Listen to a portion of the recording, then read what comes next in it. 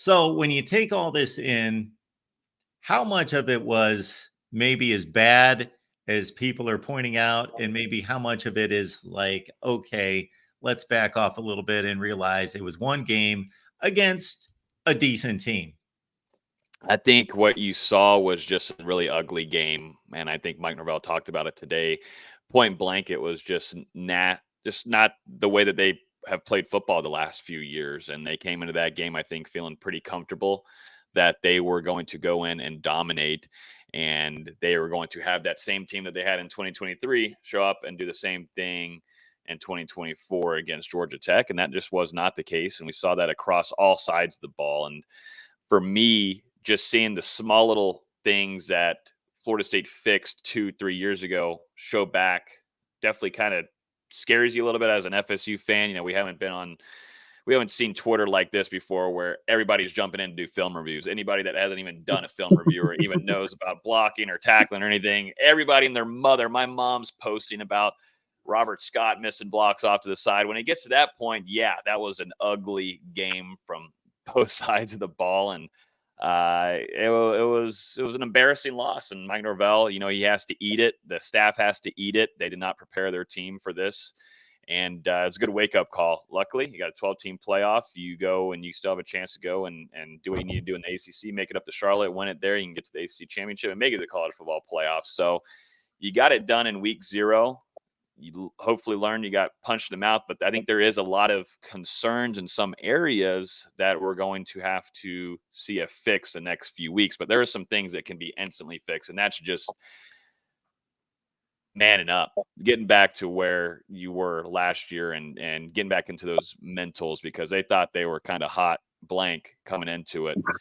They got punched in the mouth, and that's exactly what this team needed. But yeah, ugly performance, and nothing's to me blamed on a ton of it blamed on DJ, because you already know what you're going to get out of your quarterback with DJ. We all know that it shouldn't be a shock to anybody. This shouldn't be, oh my God, DJ didn't, elude the pocket and gave me 15-20. This isn't Jordan Travis anymore, and he's not going to be a better passer than Jordan Travis. And that's what we kept on telling people, at least on our show, and I'm sure y'all did the same, that you lost Jordan Travis's legs, and people forgot he had a damn good arm too. There's a reason why DJ's been in college football for this long. You know what you're going to get from him, but I think Mike Norvell has got to have some blame here for not putting DJ into a kind of game plan to utilize that arm earlier, and it just happened to be that you're going to utilize him more in fourth quarter and fourth downs where you're in desperate modes, which I did not like, but you had to do it. That should have been going on in the second quarter, first quarter. Just an ugly game from offense, defense, and the coaching staff.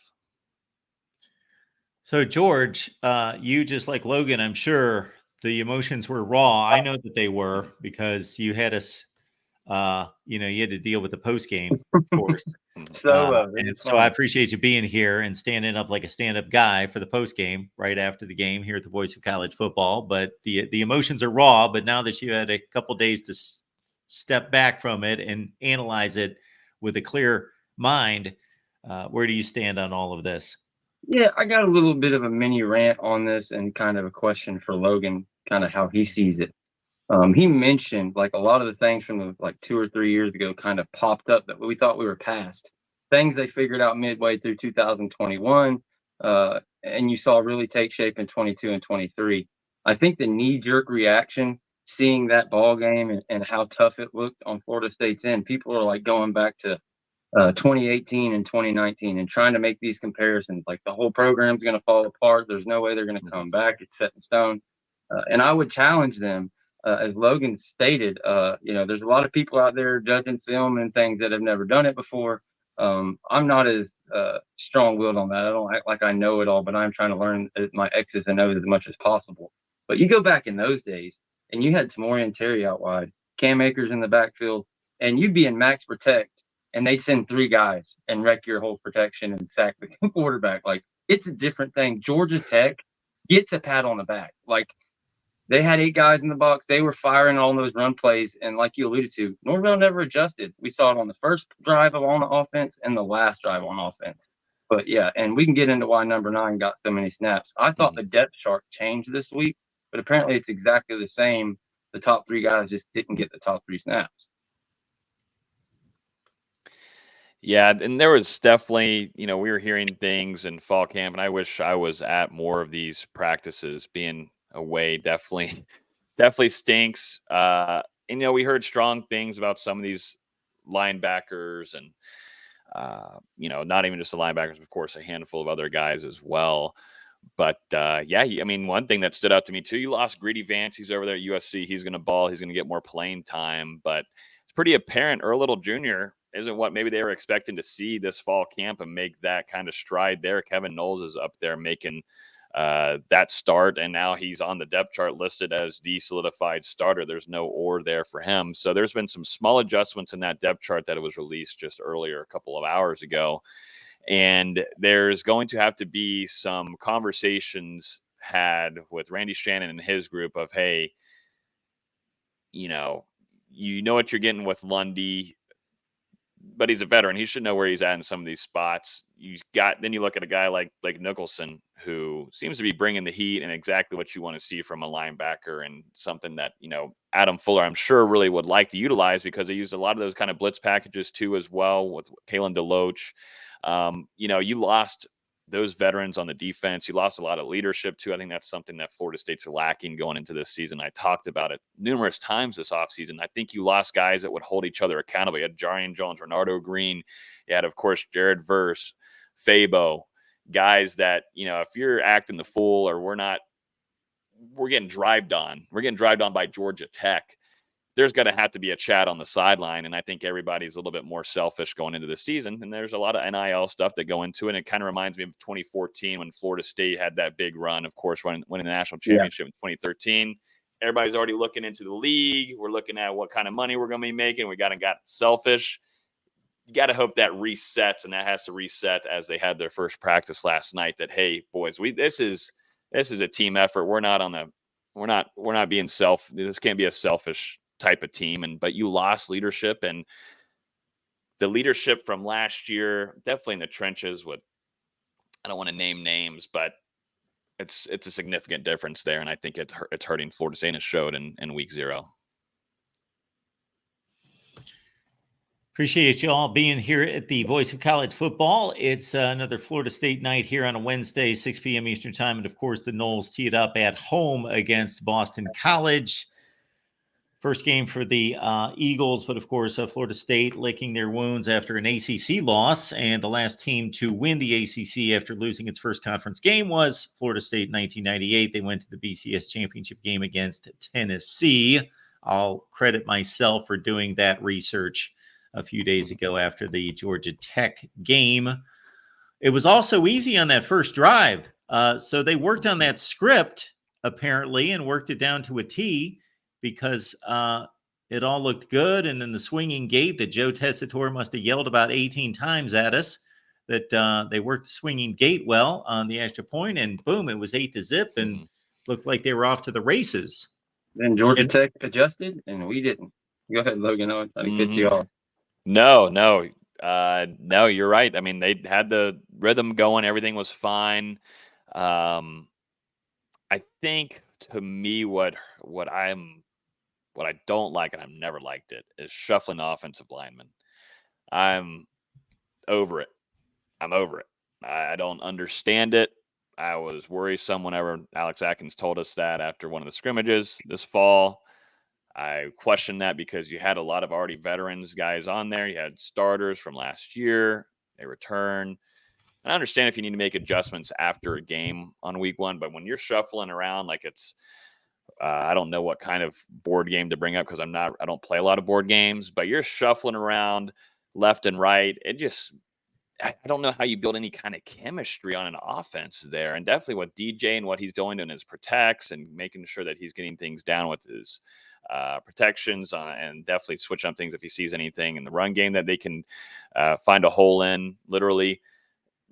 I just not a fan of the shuffling around the offensive line anymore. I'm kind of tired of it. And for some reason, you go down, you have a beautiful drive. I thought the offensive line was making making the best holes we saw 10 times better than what we saw in 2023. I mean, these holes were beautiful. I mean, you and I, George, Mark, we could get us a first down in some of those holes that we were seeing.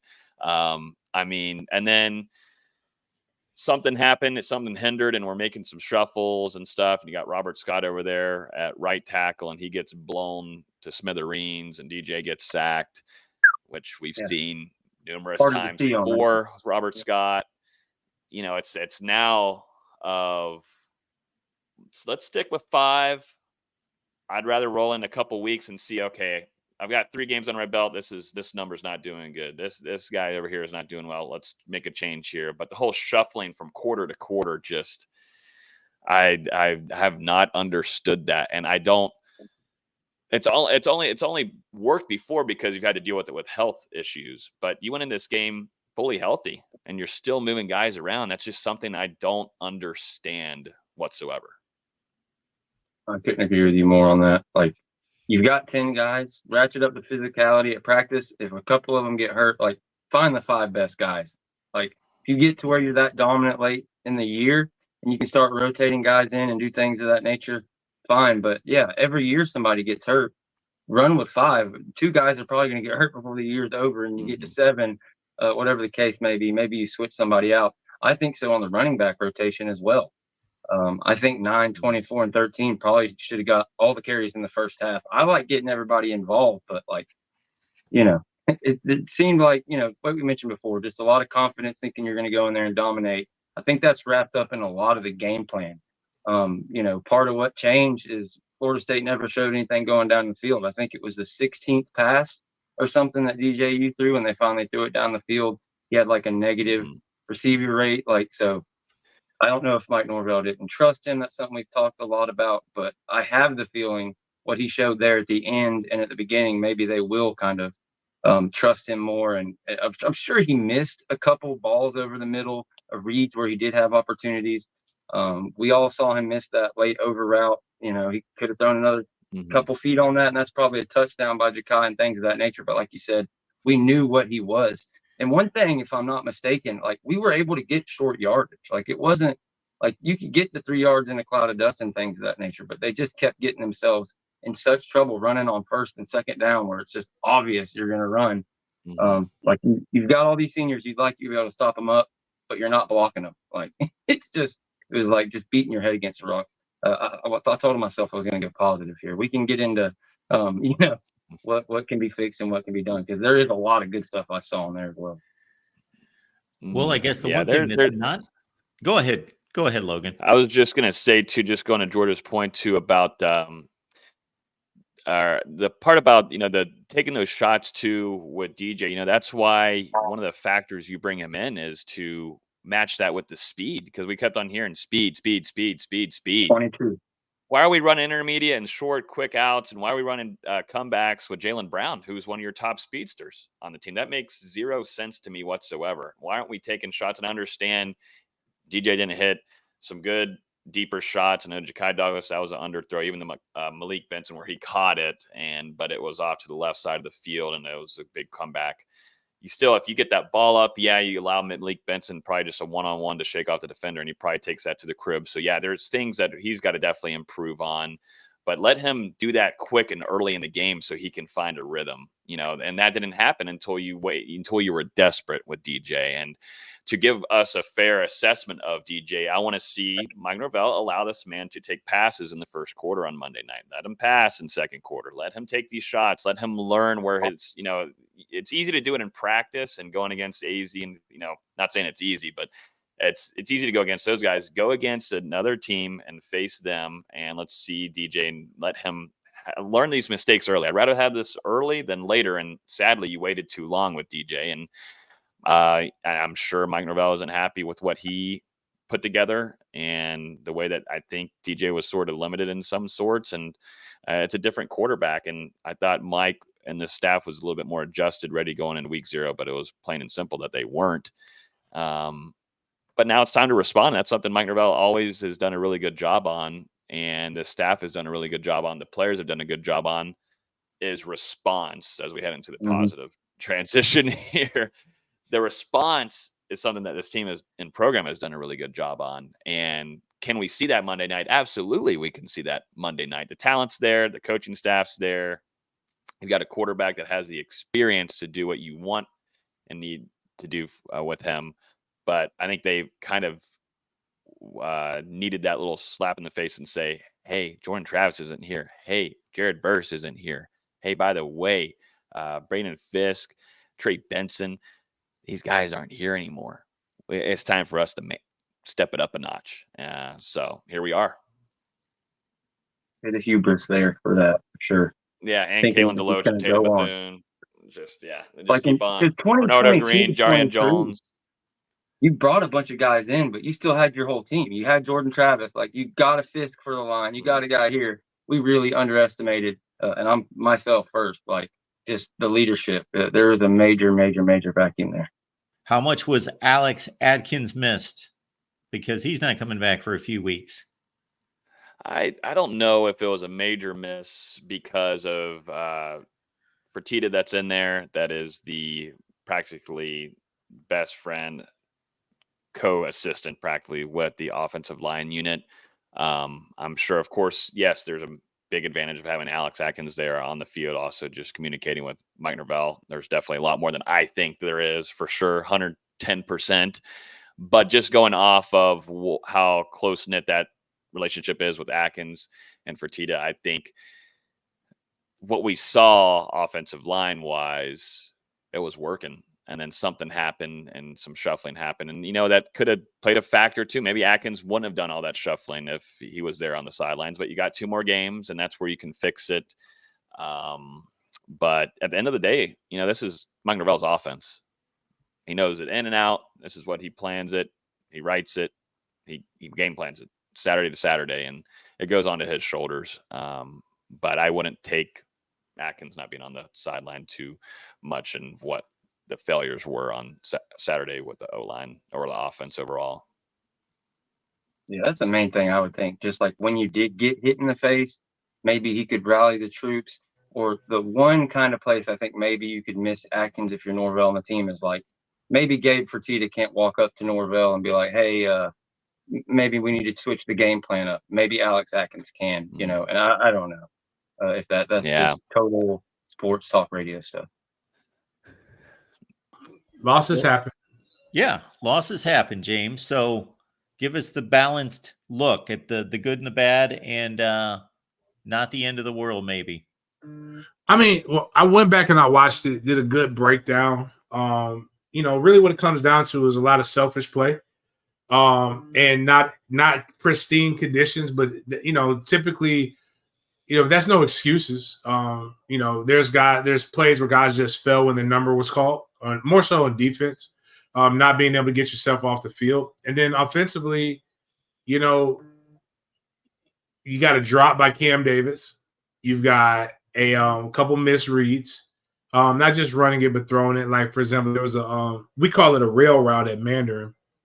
But basically just a go route out of the backfield with the running back. Toafili was there. They brought pressure. He could have probably peeked to the right. I think the wide receiver, Jaylen Brown, was there for you to be able to throw it there. But if he throws it more center of the field and allows Toafili to run up under it as opposed to putting it right on the money, you probably get a better catch, get a first down. But that's easy for me to say from the comfort of my home with no rain and no big people coming running at me. So, but I'll say the biggest critique, and I love how Mike took accountability. And this is probably one of the more times I've been more critical of Mike in this game planning. It was incredibly arrogant and lacked urgency. And I think they oversimplified it. And my thought is, if DJU, which I don't believe this is an indictment on DJU, but if you don't believe you can open up the game with DJU, then put Luke or Brock back there. But you needed to do something to force Georgia Tech out of a ground and pound mentality and make Haynes King feel like he had to throw the ball. And we never put them in an uncomfortable situation. So that's really where I'll go. But I do know this: if you give up 21 points in would it be 59 minutes and 59 seconds of regulation, you should not lose a game in this day and age of college football. Obviously, they kicked the field goal, got it in 124, but they just, it's some things. It's not the end of the world. And I told people I'll hold my judgments after Monday. If they come out and play the same exact way as they played on Monday, then you have to sit at the table. You have to be realistic, and you have to step back and say, you know what? Is this a 7-8 win team? If they beat Boston College in the manner in which I believe they're talented enough to do, then you have to go back and ask yourself, okay, well, what was the difference between the two games? And that's kind of just where this Florida State team is at. But I'll still rest on me saying that this is more like the 2022 iteration of Florida State than the 2023, which I believe that they're a championship caliber team because there's a 12-team playoff. If there was no 12-team playoff, I would just be saying, you know what? Okay, I think they're a team that in November should be hovering around the opportunity to play in the ACC championship, which I still believe that they could do. But I don't, this isn't a national championship team. Unfortunately, I asked Logan earlier. There's been a lot of talk about Alex Atkins not being there, and like the coaching thing. I think it's been talked about a lot by everybody. But the one thing I haven't really been heard talked about. You think maybe if Alex was there, he would have the ability to walk up to Norvell and maybe say, "Hey, let's change this game plan. I know this is what we planned on, but maybe we need to attack coming out of half that Gabe doesn't have, or whoever's left over have." Maybe that was kind of a thing that was missing on the sideline, even though Mike calls the plays. Yeah, I think that's a perfect thing. Obviously, you can't be arrogant to not think that has something to do with it. One of the problems that every coach that runs into that calls plays. You can't be a head coach. There's things like you got to be able to yell at the players. You got to be able to look at clock management. You got to be able to do those things. And you saw Mike. I think personally, Mike fumbled the bag on the last drive of the first half with time management. We had almost 3 minutes, if I remember correctly. No, excuse me. No, it was 2 minutes. It was 2 minutes on the head, and we had 3 timeouts, and we're really running like we got 4. Like we're running 4-minute up. And you need to be pushing the ball down the field, trying to score a touchdown. I mean, I'm glad they left with 3 points to tie it up. But, that was just piss poor. And I also think having another guy with another set of eyes, and this isn't no knock on Gabe, but his job was probably to coach the offensive lineup. Whereas Alex Atkins' job is not only to coach the offensive line, but understand game strategy and things that you need to put into place.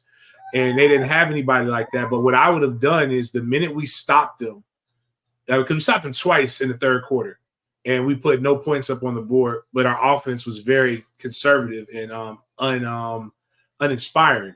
That would have been when I actually just said, you know what, you're going to have to show me that you're going to be able to consistently get us on one-on-one coverage. And our wide receivers at that point were making tough catches, which they had been making drops all offseason. Let the media tell it. I just think there was a lack of fire from the top down. And I think that's why you lost that game. You can point to a lot of X's and O's, but the reality is you did not force Georgia Tech's hand. I got one more for James real quick, if you'll allow it. We talked a lot. I think I heard you on your channel talk about it. Even Adam Fuller talked about it today. The depth chart is the same. It still has Marvin and Pat on the opposite ends. And Lolo Haya down the depth chart. I've heard several people. I think myself watching back, like he was far and away the one that was actually setting the edge.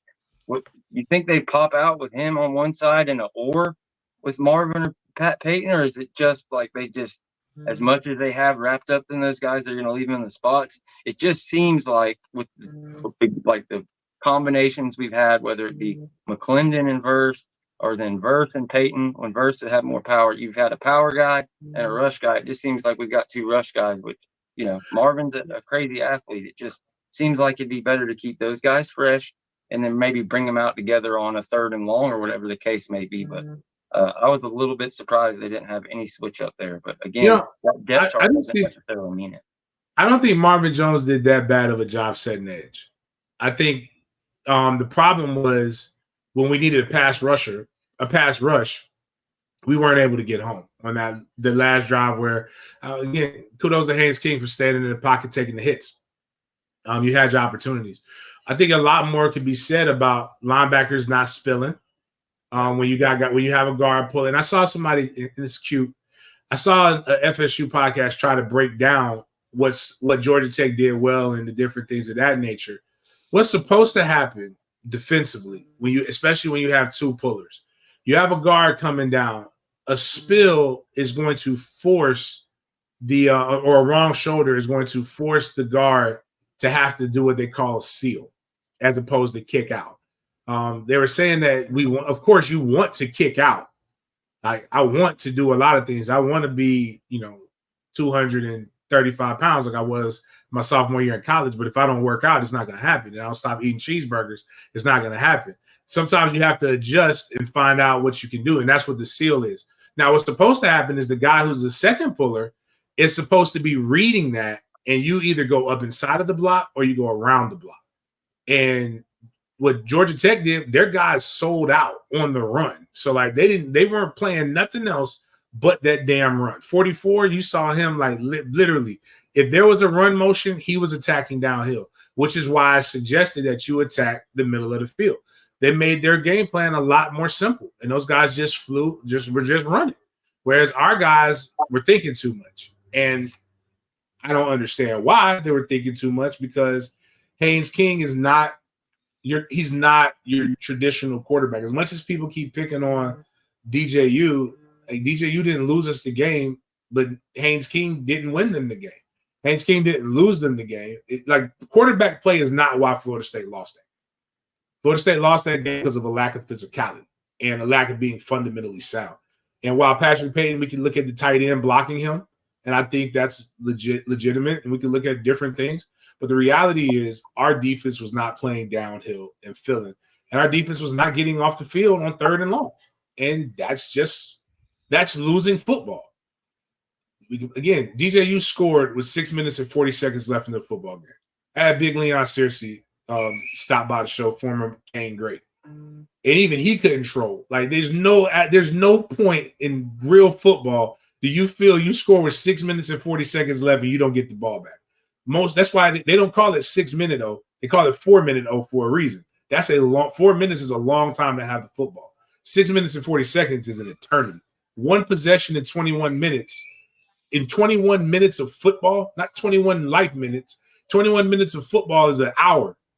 That's that's a long time to only have the ball once. And I think when you step back and you just watch it for what it is, you're not trying to troll, you're not trying to cry and do all these different things. It was a piss poor physical effort by Florida State. And that happens. It's happened on the 93 team when they played Notre Dame. It happened. They also played Kansas that year to a lot closer game than they wanted to.